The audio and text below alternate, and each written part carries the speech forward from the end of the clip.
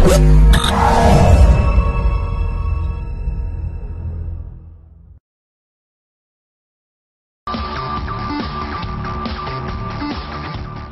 18 أكتوبر 2012 وإثر مسيرة لرابطة حماية الثورة بتطاوين تحولت إلى صدامات توفى المرحوم لطفي نقف. في تقرير أمني للشرطة العدلية بتطاوين لقينا ملاحظات مهمة. أولها أنه المسيرة أشرف عليها رئيس رابطة حماية الثورة، وهو محل عديد التتبعات العدلية من أجل قضايا عنف مادي ولفظي، وكاتبها العام وهو مفتش عنه. الملاحظة الثانية كانت تهم التعليمات الواردة على رجال الأمن بتأمين المسيرة من الأمام باستعمال أعوان مدنيين ثم متابعتها عن بعد فقط، رغم وصول عدد المتظاهرين إلى 1000.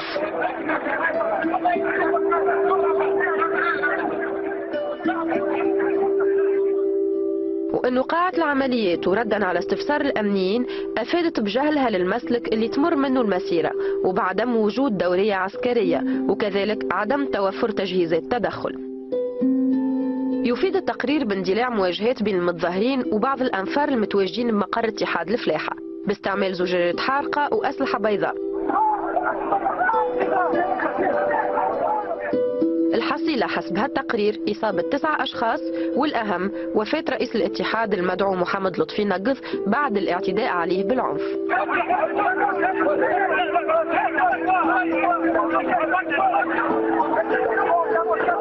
يأكد التقرير على قيام الأمنيين بواجبهم من إعلام النيابة العمومية والمدير العام للأمن العمومي بمختلف التطورات أولا بأول، وبأنهم ما تمكنوش من فرض الأمن لغياب أي وسيلة تدخل، إضافة إلى وهذا الأهم تعيين رئيسي فرقة الطريق العمومي وفرقة النجدة المعنيين بمقاومة الشغب للقيام بمهام أخرى بعيدة بحوالي 6 كيلومتر عن مكان المسيرة. يأكد التقرير الأمني أنه الضرب باستعمال الأيدي والمقذوفات هو اللي أدى إلى وفاة الهالك محمد لطفي نقف. ويشدد صاحب التقرير وهو رئيس فرقة الشرطة العدلية أنه عاين أثار عنف ظاهرة على جسد الهالك، وهي انتفاخ أسفل الأذن اليمنى وانتفاخ أسفل الأذن اليسرى وخدوش بالكتف الأيمن وخدوش وانتفاخ باليد اليمنى واليد اليسرى. ما عينه رئيس الفرقة تولى ترويجه ببرقية إعلامية وجهت إلى الجهة القضائية وإلى الجهة الأمنية ومنها رئيس منطقة تطاوين. لكن هالمنطقة الجهوية للأمن نفسها أعلمت الإدارة بعكس ذلك، أي أن المعني توفي بعد توعك صحي وأنه لا يحمل آثار عنف بادية، وأنه الطبيب المباشر أفاد في تقريره بأنها جلطة قلبية. هالتقرير الطبي جاء مخالفا لما تمت إفادة الإدارة به من قبل رئيس فرقة صاحب التقرير. مؤاخذات رئيس الفرقة عديدة، ينضاف لها أنه لم يتم عقد جلسة عمل تنسيقية تسبق المسيرة، وأنه الأذون بمهام للأمنيين وضعت ليلا دون إيضاحات، وذلك رغم وهذا الأهم توفر معلومات خطيرة لدى منطقة الأمن.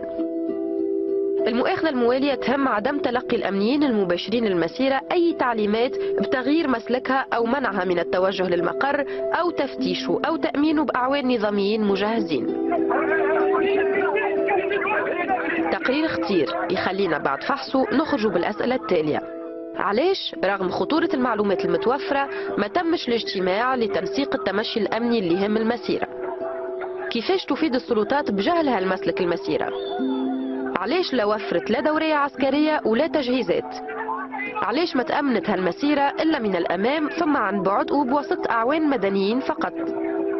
علاش كانت الفرق المختصة بمقاومة الشغب في مهمة أخرى نهارتها على بعد 6 كيلومتر؟ علاش كان التعزيز بعد اندلاع الصدامات برئيس فرقة صحبة عون أمن واحد وحظيرة نظام عام معناها 6 أعوان؟ علاش يأكد محافظ الشرطة الأول صاحب التقرير أنه بحضور مساعد وكيل الجمهورية وقاضي التحقيق عاين جملة من آثار العنف ومن بعد يصدر عن الإدارة تقرير مخالف تماما؟ علاش أعلم محافظ الشرطة الأول كل الجهات القضائية والأمنية ومنها رئيس المنطقة إلا أنه هالمنطقة أفادت لاحقا بالعكس، أي بأن الوفاة غير ناتجة عن العنف بل بجلطة قلبية، وتنسب هالكلام للطبيب المباشر في حين أنه كتب تقرير يقول فيه غير هذا. أسئلة عديدة تطرح بعد هالتقرير نقاط استفهام كبيرة وملحة حول وفاة المرحوم لطفي نقف.